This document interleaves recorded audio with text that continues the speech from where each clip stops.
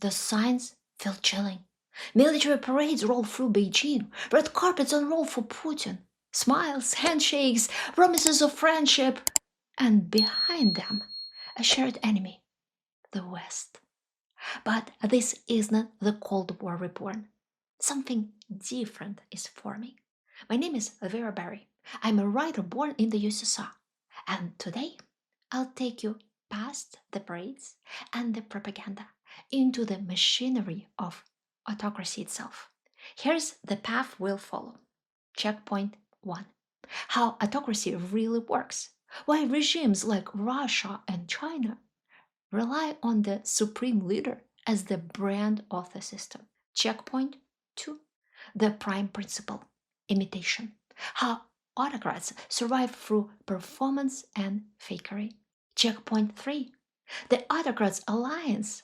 Why so-called alliances of dictators are shallow business deals, not true partnerships. Checkpoint 4. Why America lost this round. How US missteps accidentally fed the autocrats' narrative of strength. Checkpoint 5. A new Cold War? Is the world sliding back into a Cold War or into something else entirely? Stay with me, because by the end, you'll see how today's alliances of convenience reveal less about strength and more about the fragility of authoritarian power. How autocracy really works. Here's the first thing you need to know when you watch an autocrat in action. He's not performing for you. The real target audience is not the outside world. It's his own bureaucracy, and above all, the tight circle of loyalists who have invested everything in him. As long as the bureaucracy believes that the regime is strong and capable of protecting its interests, it will serve faithfully. Bureaucrats know perfectly well that nobody loves them. Why would they? In an authoritarian state, public service is not about serving the people. It's a way to get rich at the expense of taxpayers. Officials climb into government for one reason, to gain privileges, then convert them into money and status. And those privileges are always unfair, so the privileged class in such countries is widely despised and cannot rely on its own legitimacy, which results in rule number 1. The bureaucracy desperately needs a supreme leader who can look loved by the people while protecting the system. The autocrat becomes the brand ambassador of the entire regime. If you love me, then you must accept the whole system I represent. But that's only the first part. Second, the autocrat must prove he has the resources to defend his bureaucracy's interests abroad. The elites of such states are desperate to funnel their fortunes out of the homeland and into safer jurisdictions. Their greatest privilege is immunity, the ability to solve problems outside the reach of the law. The law either protects everyone or it protects no one. And the top bureaucracy knows this perfectly well. In a lawless state, everything they own can be taken away at any moment. That's why moving money abroad, and often the family along with it, is not just important, it's essential. In fact, this is the ultimate goal of public service in an autocracy. If you've ever been to London, Miami, New York, or California, you already know where the elites of authoritarian countries settle. Walk through any luxury mall and look at who's buying the designer goods. Ask real estate agents who's snapping up the most expensive homes. More often than not, they'll tell you wealthy foreigners from authoritarian regimes. And very often, not entrepreneurs, but the wives, children, and mistresses of government officials. But to make these dreams real, their supreme leader must negotiate with the West to secure visas and capital transfers. In other words, the president autocrat is really a broker with the outside world, promising his bureaucracy access to wealth and safety while keeping the wheels of foreign trade turning. And this leads us to the third rule. The bureaucracy expects the leader to have enough resources to guarantee its prosperity. Domestic markets in large autocracies are always underdeveloped because the population is exploited and the benefits earned are siphoned into the pockets of the privileged class. Without foreign trade and external relations, the system cannot survive. These economies are structurally inefficient. They don't serve business, they serve bureaucratic clans. That is their congenital flaw, and it inevitably keeps them backward. No matter what autocrats do, they will never match democracies in science or technology because talent and capital flee to safer places. Even their own children and grandchildren leave, and the elites themselves quietly help them go. That is why uninterrupted access to resources is so critical. Resources can be used to patch or at least disguise their inefficiency. There are two ways to get them, either through ruthless exploitation of the population, as in China and North Korea, or through ruthless exploitation of natural wealth, as in Russia. The resource is exported, traded for money, the money distributed among the bureaucracy, and the bureaucracy in turn supports the autocrat who makes it all possible.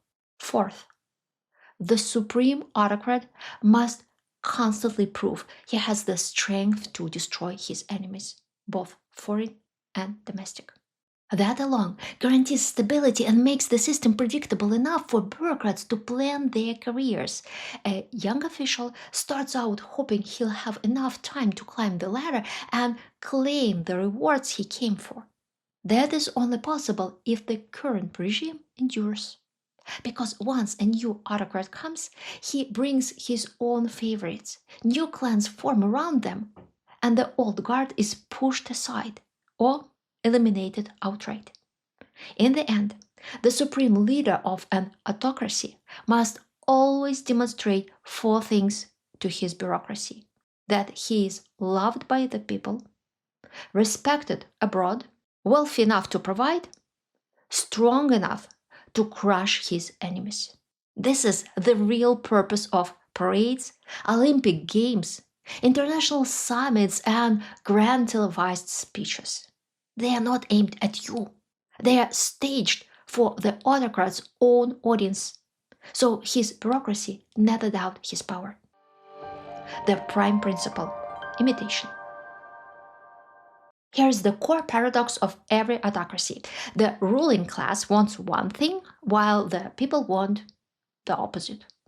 Officials can't exactly go on TV and announce, "We're here to loot the country, ship the money abroad, and jail or kill anyone who resists."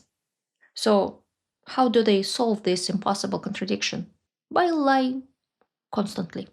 Autocracy is built on performance. It must pretend day and night that it cares for its people and that everything is going splendidly. And the longer the lie runs, the more it feeds itself. Dissenters are pushed out, leaving behind an echo chamber where the ruler and his entourage hear only what they want to hear. They believe their own myths. And why not? They reached the top. Therefore, they must be smarter, more talented, chosen. Here's how the machinery of imitation works: fake elections. Alternatives are banned. On the rare occasion an opponent emerges, like in Belarus, they are simply denied power. Elections exist not to decide, but to display. They are rituals designed to prove to the bureaucracy that the leader can manufacture proof of the people's love. Love itself isn't required. The paperwork will do. Fake care for the people. Propaganda showcases gleaming skyscrapers, shiny stadiums, endless highways and bridges. In China, miles of railroads and entire ghost cities were built. But most citizens can't afford to use them. That's not the point. The point is for connected businessmen and officials to make fortunes on the contracts, while the masses sit in front of their TVs, believing that shiny images equal national greatness. And here's the cruel twist. When ordinary people have no personal success, they cling to the success of their nation. The glory of the state becomes their only source of pride. Fake threats. How do you justify war, empty wallets, censorship, and idiotic laws that ban Instagram or punish people for searching the internet? By hammering one message: the enemy is coming. NATO is plotting an attack. We are not fighting Ukraine, we are fighting the West. And since most citizens know nothing about NATO or their own history, they shrug. Well, the authorities must know better. Fake hatred. The privileged elite loudly brandish their patriotism, not by caring for their own people, but by despising the West. They paint democracies as weak, decadent, and immoral. Yet the same elites rush to buy apartments in London, go shopping in Milan, or vacation in Paris. Their girlfriends and mistresses flaunt it all on Instagram. The more ordinary people are denied visas, the more prestigious it looks to be sipping coffee on Champs-Élysées. Fake friendships. Autocracies depend on foreign trade. Isolation would kill them, so they must always show that their leader is welcomed, respected, and even celebrated abroad. After the invasion of Ukraine, Russia briefly became toxic. No one wanted to shake hands with Putin, but by 2025, the image had shifted. Central Asian countries, once hesitant, now openly resumed business with Moscow. The lesson was simple. As long as you avoid secondary sanctions, nothing else matters. That's why Putin flew to meet Donald Trump, not to negotiate peace, but to stage a photo op, to show his officials that red carpets still unroll and that even the US president shakes his hand. Trump never realized he was being used as a wedding prop, like a general invited to impress the guests, not out of love, but out of utility. The Autocrats Alliance. So, is a new axis of autocrats really possible? After all, they look so alike. But similarity doesn't make an alliance. Common interests do. And the only true shared interest authoritarian regimes have is what they like to call a multipolar world. Translated, that means prosperous Western nations should stay out of our business. Let us loot our people and the territories we claim, like Ukraine, without interference. This is not an ideological struggle. Autocracies have no ideology. They care only about two things: endless power and endless access to public resources. And don't be fooled. No autocrat feels warm affection to another. By nature, an autocrat is a hunter archetype. That's the only personality type ruthless enough to claw past all rivals and seize supreme power. Hunters crave to be the richest, the strongest, the ultimate victor, which means they are not friends. They are competitors, constantly sizing each other up. That's why China will never call Russia or Vladimir Putin its ally. Beijing will not throw itself into the war in Ukraine, and Moscow won't go to war for China against India or pledge unconditional support for a Chinese takeover of Taiwan. These are not alliances. They are business deals. If North Korea provides Russia with shells and manpower, Russia pays back in resources. Nothing more. No one spends their own strength to fulfill another autocrat's dream. So, ignore their parades and the photo ops. Look at the facts. Russia has been negotiating with China since 2015 about the Power of Siberia 2 gas pipeline. And after 10 years, nothing. China doesn't need it. Beijing's energy strategy is to reduce dependence, not deepen it. Yes, China buys Russian oil and gas, but only at the fire sale prices. They are exploiting Russia's weakness. Moscow brags about record trade volumes, but profit shrinks as prices collapse. Meanwhile, Europe is determined to end its dependency on Russian energy. And China just opened one of the world's largest shale gas fields. By 2030, Beijing won't need extra Russian gas at all. That's why they sign vague memorandums and nothing concrete. The only tangible agreement at the last summit, exports of reindeer and reindeer meat. That's the level of this so-called alliance. Consider agriculture. China is one of the world's largest grain importers, but it buys wheat from Ukraine and Kazakhstan, not Russia. Russia begged Beijing to let it issue bonds in yuan to raise money on the Chinese market.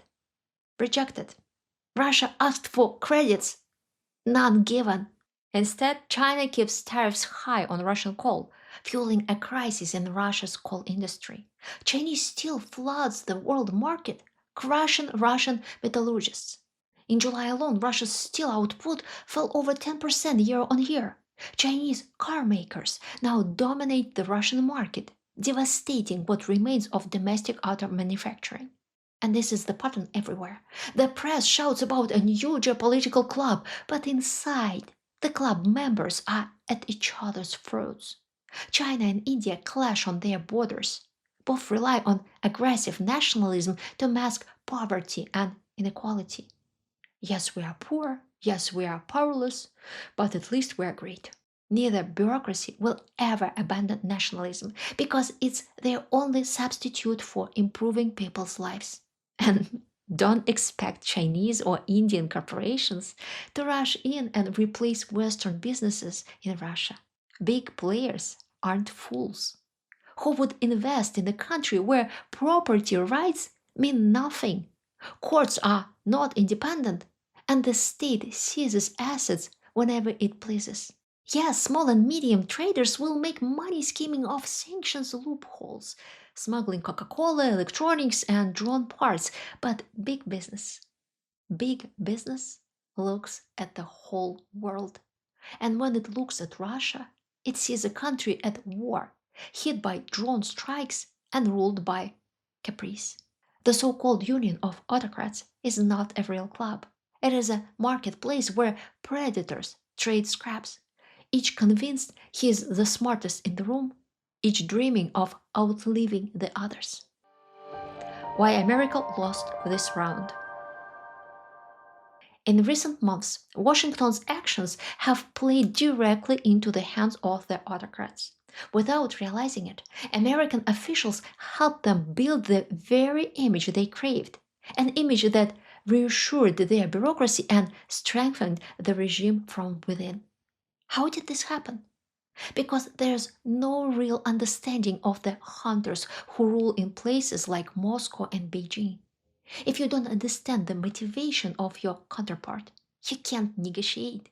You keep offering solutions that don't address what they actually want. This blindness is common among leaders. The higher people climb, the more they start believing their own instincts are flawless. But lacking the right information, they make decisions that sabotage even their best intentions. That's exactly what happened to Donald Trump. He spent 8 months negotiating with Vladimir Putin, convinced he had read the man correctly. He offered clever deals and graceful exits from the war, never realizing that Putin does not answer to the Russian people at all. The people want peace and prosperity. The bureaucracy already has prosperity. What it wants is recognition, guarantees that its stolen wealth parked abroad will remain untouchable. For that, it needs its leader to project raw strength. This is why the war in Ukraine is not about land. It was never about protecting Russian speakers. In fact, those same Russian speakers lost their homes, their health, and often their lives because of the Kremlin's actions. But that doesn't matter inside the Kremlin. Their agenda is different: to make the West respect Russia's interests, which in their language simply means let us keep stealing and don't interfere. By failing to see this, Trump lost. And Putin and every other autocrat watching won. The message is clear, dangerously clear. Attacking your neighbor is wrong, but if you want it badly enough, you can get away with it. Look at Russian social media today. Propaganda hammers home the same images. Putin wins visa-free travel with China. Putin is no longer isolated. A shiny new pipeline is on its way. The West is weak, irrelevant, sidelined.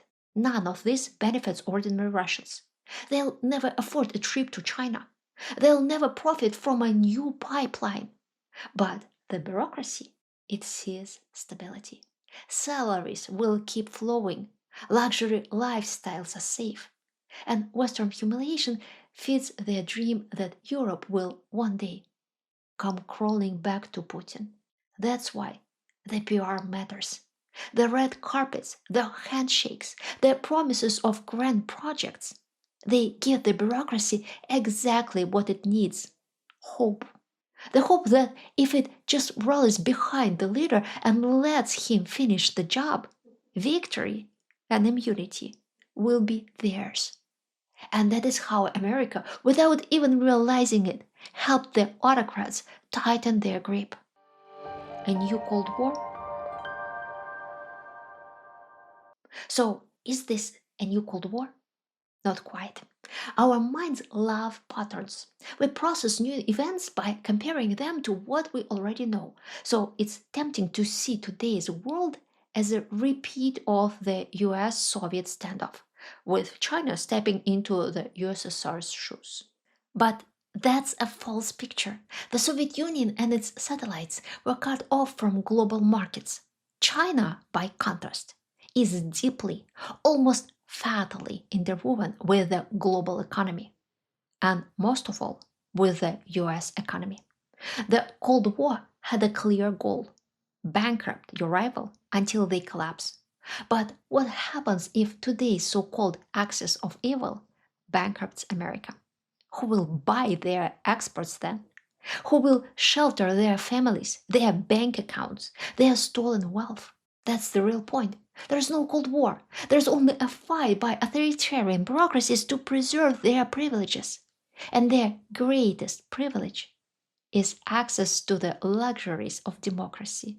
Not at home, of course, but abroad, where their fellow party bosses can't touch them. So, what lessons should we draw?